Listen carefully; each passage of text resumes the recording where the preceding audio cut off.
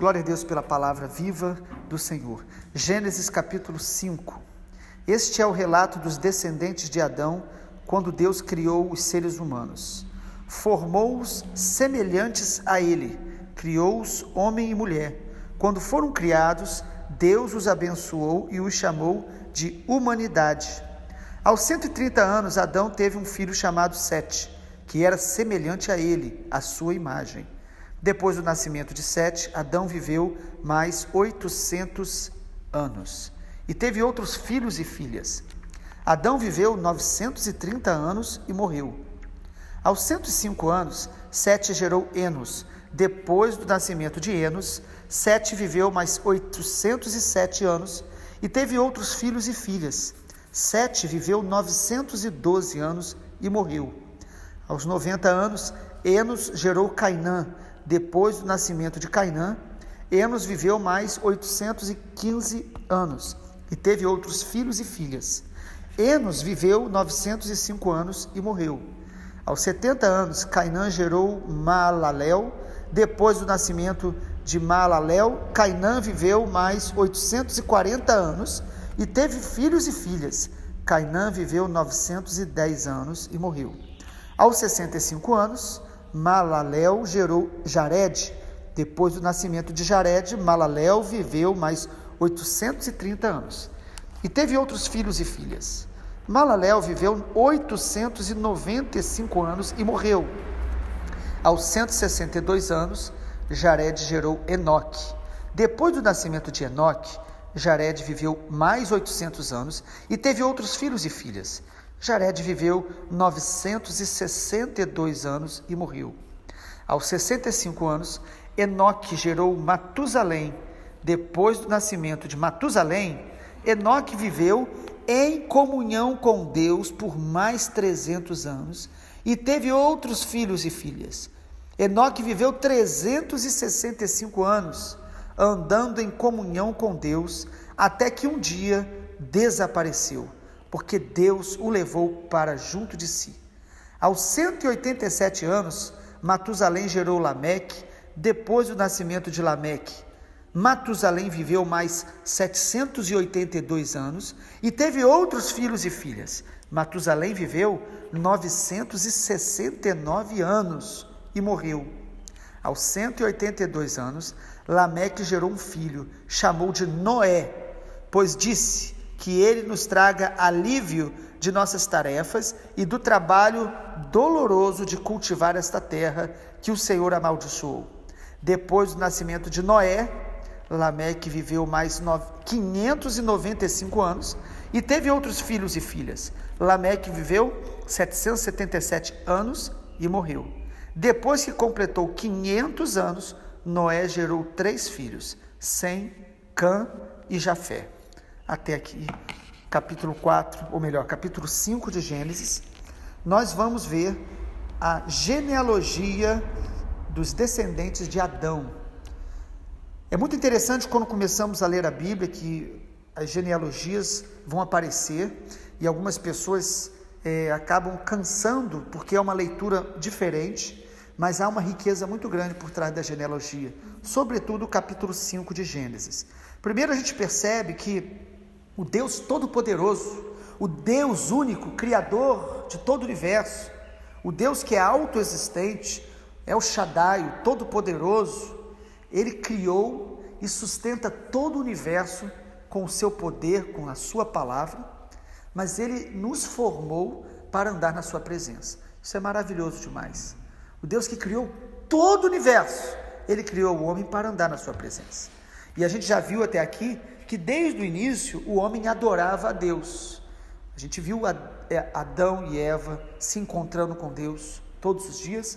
Vimos Caim e Abel trazendo as suas ofertas, adorando ao Senhor, porque Deus criou o homem para adorá-lo. Inclusive, é importante lembrar que Hebreus 11:4 nos fala que a oferta de Abel fala até hoje. Que coisa maravilhosa! Abel, que viveu nos primórdios, no início da criação, ofertou, adorou o Senhor, e a oferta dele, a adoração dele, fala espiritualmente, é testemunho para nós até os dias de hoje. Vimos também ontem que o pecado foi deformando cada vez mais o caráter humano.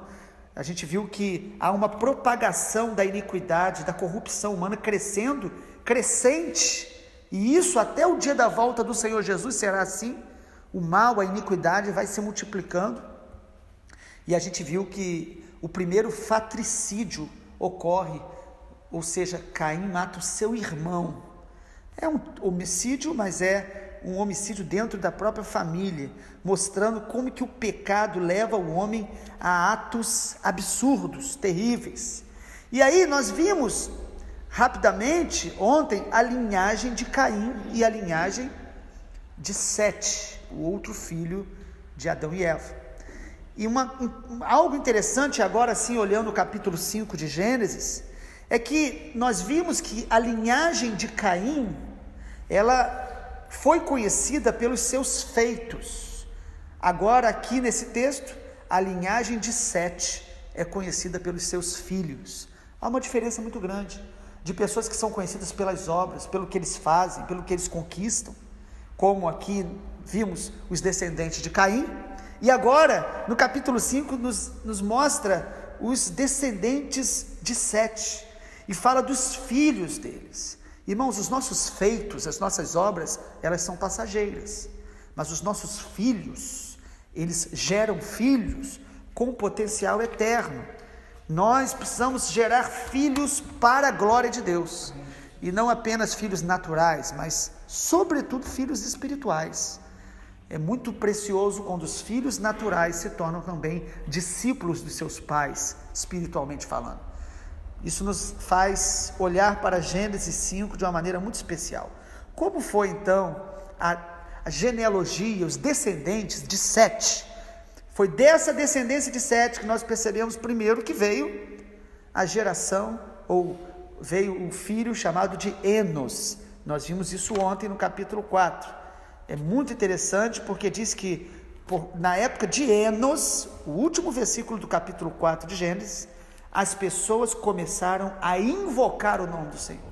Então percebemos então na genealogia, na descendência de Sete, um filho que busca a presença de Deus de uma maneira singular. Não significa que antes não estavam buscando, mas nos mostra uma ruptura, que talvez pela frustração de Adão e Eva, de ver um filho matando o outro, houve um esfriamento espiritual. E Enos nos mostra que nós devemos não apenas praticar o que ele praticou, invocar o nome do Senhor, mas nos mostra que nós devemos ter filhos que vão invocar o Senhor, ensinar os nossos filhos a amar a Deus, a buscar a Deus. Enos simboliza, irmãos, aquele tempo de despertamento espiritual, de intercessão, que Deus nos levanta para experimentar, de avivamento. Foi da geração então de Sete que veio Enos, alguém que orava, que invocava o Senhor, que buscava a Deus de maneira mais intensa. A Bíblia diz, que se o meu povo, que se chama pelo meu nome, se humilhar, orar e me buscar, segundo Crônicas 7,14. Então, filho que busque a Deus, peça ao Senhor isso, que você tenha filhos naturais e espirituais, que sejam como Enos, que busquem o Senhor profundamente. Segundo lugar, além de Enos, foi a geração de Sete, que gerou um filho chamado Enoque. Vamos destacar apenas alguns nomes. Está aí o texto mostrando, entre tantos filhos que foram sendo gerados, o texto nos mostra que Jered gerou Enoque, versículo 18 de Gênesis 5. E Enoque, ele teve uma vida comum, uma vida normal, mas no versículo 21 diz isso: aos 65 anos, Enoque gerou Matusalém. Mas o versículo 22 de Gênesis 5 nos dá um destaque para Enoque. O texto diz que depois que nasceu Matusalém, Enoque viveu em comunhão com Deus por mais de 300 anos e teve outros filhos e filhas. Enoque viveu 365 anos andando em comunhão com Deus. Irmãos, é maravilhoso isso. Algumas versões dizem, Enoque andou com Deus. Se na geração de Enos, eles começaram a invocar o Senhor, buscar o Senhor, avivamento de Deus, Enoque é um símbolo de alguém que anda com Deus todos os dias, que vive na presença de Deus. Nós precisamos aprender a andar com Deus, não só nos dias de despertamento, de avivamento, de ânimo. Enoque é um símbolo daqueles que andam com Deus, que têm uma vida espiritual e um caráter na vida diária, no dia a dia, nas coisas comuns, não só nos grandes encontros, nos grandes momentos, nos momentos de alegria. Enoque é um símbolo dos filhos de Deus que aprendem a ter prazer de andar com Deus, de obedecer a Deus, de amar a Deus. E Deus amou tanto Enoque, que a Bíblia diz que Deus o tomou para si. E assim o texto mostra, na versão que estamos usando, diz que até que um dia ele desapareceu, Deus o levou para junto de si. Vale a pena olhar depois 2 Coríntios capítulo 5, de 1 a 7, onde o apóstolo Paulo diz que o desejo dele era deixar este tabernáculo, estar com o Senhor.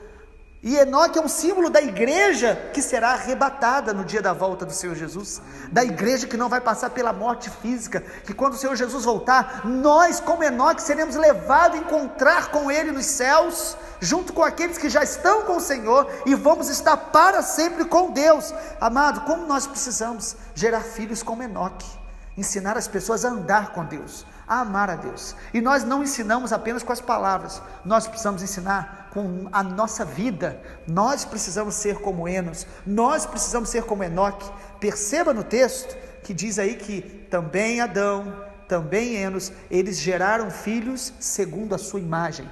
Assim como na criação diz que cada planta se reproduzia, os animais se reproduziam segundo a sua espécie, nós vamos frutificar, nós vamos ter filhos segundo a nossa espécie, segundo o que nós somos. Não é o que eu falo, mas é o que eu sou, que vai gerar filhos semelhantes ao Senhor Jesus. O texto mostra então Enoque, e você percebe que o texto bíblico, ele vai falar de alguns filhos específicos, mas vai falar que teve muitos outros, e que a Bíblia não vai descrevê-los por uma questão óbvia de não ser possível, mas é claro que esses que estão aqui o nome, é para nos ensinar. Ainda, além da descendência de Sete, da geração de Sete, ter gerado os que nós já falamos até aqui, Enos, Enoque, também nós vemos um outro nome interessante, Metusalém, em algumas versões, ou Matusalém, versículo 21 de Gênesis 5. Enoque gerou Matusalém. E qual é a característica de Matusalém? O texto diz, irmãos, que Matusalém viveu 969 anos, versículo 27, ou seja, o homem que mais viveu na face da terra, Matusalém. Isso nos mostra a bênção da longevidade. A Bíblia diz que Deus nos abençoou com longevidade, uma vida extensa, uma vida longa. A Bíblia fala da bênção para a gente ver os nossos filhos e os filhos dos nossos filhos. Sabemos, acima de tudo, que a melhor longevidade, ou a longevidade realmente mais importante, não é apenas a quantidade de anos, mas é a qualidade da nossa vida. Deus quer nos dar vida debaixo do seu favor, da sua bênção, vida abundante em Cristo. Matusalém nos ensina, irmãos, que andar com Deus, servir ao Senhor, vai também nos dar essa qualidade de vida, não apenas extensão. E a Bíblia diz que aquele que honrar pai e mãe, ele vai ter essa bênção sobre a vida deles. Precisamos honrar, respeitar, tratar com a honra máxima, respeito. Isso vai nos ensinando sobre longevidade. E aí, irmãos, ainda é importante lembrar que da geração de Enos, da geração de Sete, foi que o Messias veio, o nosso Senhor Jesus veio desta geração.